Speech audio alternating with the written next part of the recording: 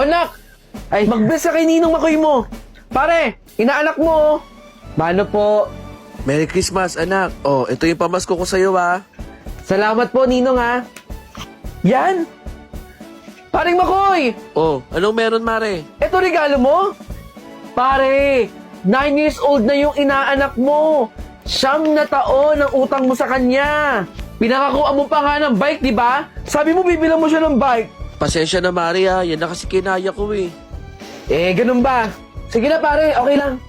Kinukuha pa naman kitang ninong. Tara na anak. Salamat pare ha. Oh, sakto. Oh. Ang ninang Ashley mo anak. Uy, mano po? O anak, para sa ito, Merry Christmas. O anak, tignan mo magkano ba? 100 ma. 100? Ay, Maring Ashley. Di ba sa bangko ka nagtatrabaho? Oo, sa bangko ko nagtatrabaho. Pero maliit lang naman ang sahod doon. Salamat sa bigay mo, Mare, ha? Tara na, anak. Ang kukuripot ng mga ninong-ninang mo. Ma, uwi na tayo. Baka wala naman si Ninang Grace, eh. Tao po. Maring Grace. Hoy, anak, Merry Christmas sa'yo, ha. Eh, andito kasi yung inaanak mo. Merry Christmas po, Ninang Grace. Mano po?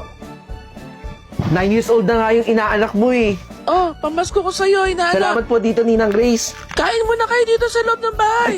Hindi na, Mare. Hindi na. O, anak. Magkano yung binigay sa'yo? 50, ma. 50? Mas kuripot pala to, eh. Akin na. Akin na yung ampaw.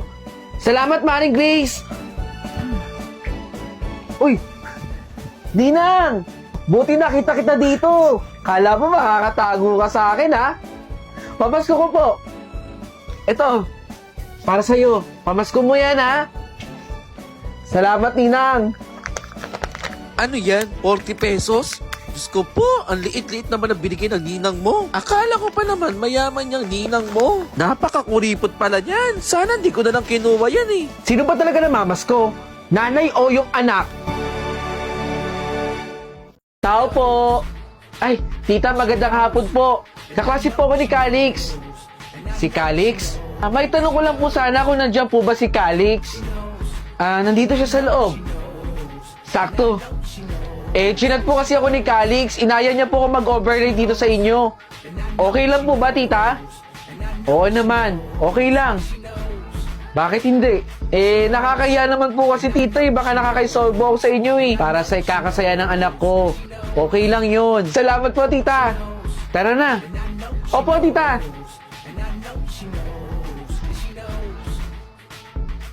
Tupe! Huy, Calix! Nandito ka na pala sa loob ng bahay, hindi ka man lang kumatok. Hindi mo lang siguro narinig. Pinagmamasad ko nga yung bahay ninyo eh. Sobrang laki talaga, no? Hindi malaki to. Tama lang to para sa pamilya namin. Itong si Tupe, kung ano naman pinagsasabi. Alam mo, ikaw yung kaibigan mo sobrang humble. Bahala ka. Saan ba tayo dito? Sa laki ng bahay ninyo, hindi ko alam kung saan tayo pupunta rito eh. Malamang, doon tayo sa kwarto ko. Hoy, naka-ready na ba yung mga board games? Siyempre naman, ready ko para sa'yo. Tara na. Matatalo ka sa akin, no? Akala mo sa akin, ha? Iyo, meron ba kayong kailangan? Tubig? Gusto ba ninyo? Kukuhanan ko kayo sa baba. Tita, hindi na po. Ako na lang po bababa para kumuha ng tubig namin. Sigurado ka, ha? Alam mo, tita, lagi kang kinukwento sa akin ni Calix. Sobrang bait mo talaga, no? At saka, hindi ka masungit. Di gaya ng mga nanay ng mga kaibigan namin. Napakasungit. Ikaw lang po ang hindi. Tawagin mo lang ako pag may kailangan kayo dito, ha? Ay, sige po, tita. Tatawagin na lang po namin kayo kapag may kailangan po kami ni Calix. Salamat po, tita. Tara na, Tupe. Tara na. Simulan natin maglaro. Maangas ka, Tupe, ha? Kasi alam mo matatalo kita. Anak, kumain kayo ng maayos yan, ha? Mag-chat ka lang kapag may kailangan ka, ha? Opo naman, ma. Kasama ko naman si Tupi dito, eh. Kaya nga inaya ko mag-overnight dito para may kasama ako. Mag-ingat ka dyan, ma, ha? Sige po. Sige na, bye-bye na. Alam mo, para kang tanga. Bakit kaya hindi mo na lang puntahan si Tina sa kwarto? Anong sinasabi mo, Tupi? Pa-video call ka pa dyan. Pwede mo puntahan si tita doon, lapit-lapit lang. Wala si mama dito. Kaya nga inaya kita mag-overnight eh. Eh, sino yun? Ha? Anong nakausap? Sinong nakausap?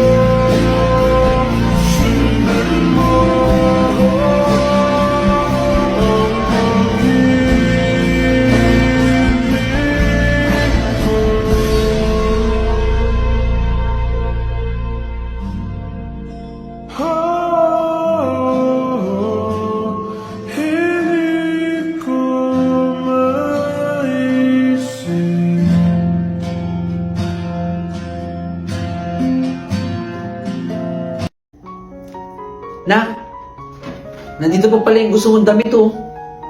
Ang ganda talaga tayo, no? Boss, pakibalot na si ate yung damit na yung binibili niya na. Magkano nga ulit yan? Ito ba sir? 110 pesos na lang po ito. Huwag po ito sa Mark and Maria Apparel. Maganda na po, mura pa. Naku anak, di pa din pala bumababa yung presyo. Tay, huwag na po. Nak, may pagkain pa dito. Sige lang, tay. Kumain lang po kayo dyan. Titirahan na lang kita, ah. Gutom na gutom lang si tatay. Oh, kuya, tubig muna ikaw. Baka nauhaw ka na eh. Kaya inumin mo na yan, sir. Salamat po. Nice. Gabi na naman, anak. Ganito na lang palagi ang buhay. Gigising sa umaga para kumayod. Maghahanap ng pagkain para makakain. At pagtungtong ng gabi, matutulog ulit. Paikot-ikot na lang. Kahit ano pong mangyari, wala pong susuko sa atin. Magpakatatag lang po tayo. Di bali anak, kasama naman kita eh. Nak, ayun pa rin yung gusto mong damit oh. Hindi pa rin nabibili. Oo nga tay eh. Napakaganda pa rin talaga. Walang kupas. Kahit sana pamasko ko lang. Ibalot mo na yung 3 damit, bibili na raw ni ma'am. Sige na, balot mo na. Boss, magkano na lang ulit yung damit na yon? Kaya naman po ulit, sir. Ito po ba? 110 pesos pa din po ito. Ganun pa din pala ang presyo, anak. Hindi pa rin bumababa. Pasensya na, anak, ha, kung hindi ko nabibili yung gusto mo. Teka, sir. Sino po ba kausap ninyo? Kanina pa po kasi kayo nagsasalita dyan mag-isa. Meron po ba kayo nakikita na hindi namin nakikita?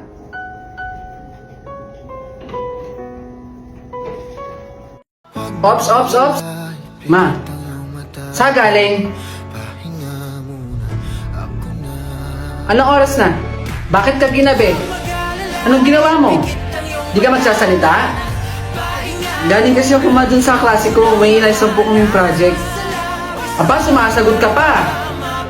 Eh sabi ko po sumagot ako. Huwag mo akong pinipiloso po ha.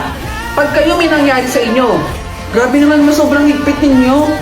Para naman po sa pag-aaral ko yung ginagawa ko eh. Hindi kita sa pinaghihigpitan. Anak kita eh. Ginabi lang naman po ako ngayon. Sana naman sundin nyo.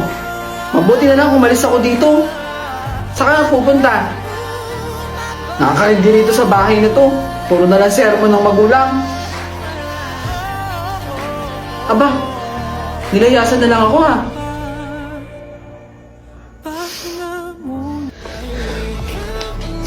Sobra naman kasi si mama eh. Ginabi lang naman ako kasi inayos ko yung project namin sa school. Nagugutom na ako. Hindi ko alam kung saan ako pupunta. Ate, ano sa'yo? Baka po pwede akong makabili ng pagkain niyo po. Kaso kulang po yung pambayad ko eh. Sa'yo ba? O sige, kahit ito mo lang bayaran. Talaga po? Oo, wag na. Ito Oh. Ba't alam niyo po yung paborito ko? Nanay ko lang po ang gumagawa sa akin ito. Di ko na sasayangin pa mga natitirang paghinga. Tutungo na kung saan naroon ng mahalaga. Whoa. At kahit na kailan pa may di mawawala pagkat kailangan kong mapa. Saan man mapunta alam kung saan nagmula.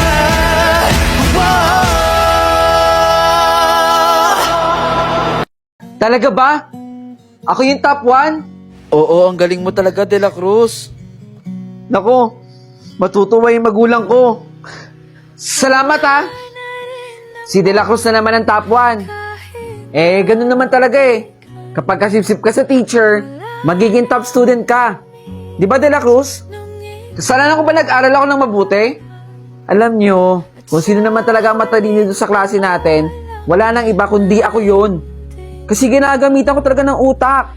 Si De La Cruz, ginagamitan ng diskarte. Discarding sumipsip. Hindi yan totoo ha. Bawiin mo yan, Fernandez. Alam mo, tigil-tigilan mo yung pagiging sipsip mo.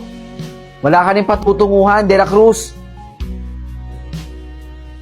What is the product of a two positive integers? Teka, alam ko to Anyone? De La Cruz. The product of a two positive integers is positive. Si De La Cruz na naman. That's correct. Okay, class, be ready for the exam later. Ito, 30/30 yung score ko. Perfect na naman ako. Siguradong matutuwa na naman yung magulang ko sa akin. May dalawa akong mali. Perfect pa si De La Cruz, ha? Fernandez, anong score mo? Ito, 28/30 lang score ko. Di, si De La Cruz na matalino. Si De La Cruz na ang laging tama. Si De La Cruz na ang laging top student. Isa kayo dito. Ala, grabe, nagalit agad siya. Kaya nga ano kaya yun? Yan yun na si Fernandez. Class, before tayo umuwi, meron lang akong i-announce. Nag-leak daw ang answer sheet. Kaya marami sa inyo ang nakakuha ng mataas na score. Wala akong uuwi dahil kakapkapan ko ang bawat isa sa inyo. Okay, De La Cruz, ikaw naman. Ma'am, ito po yung bag ko.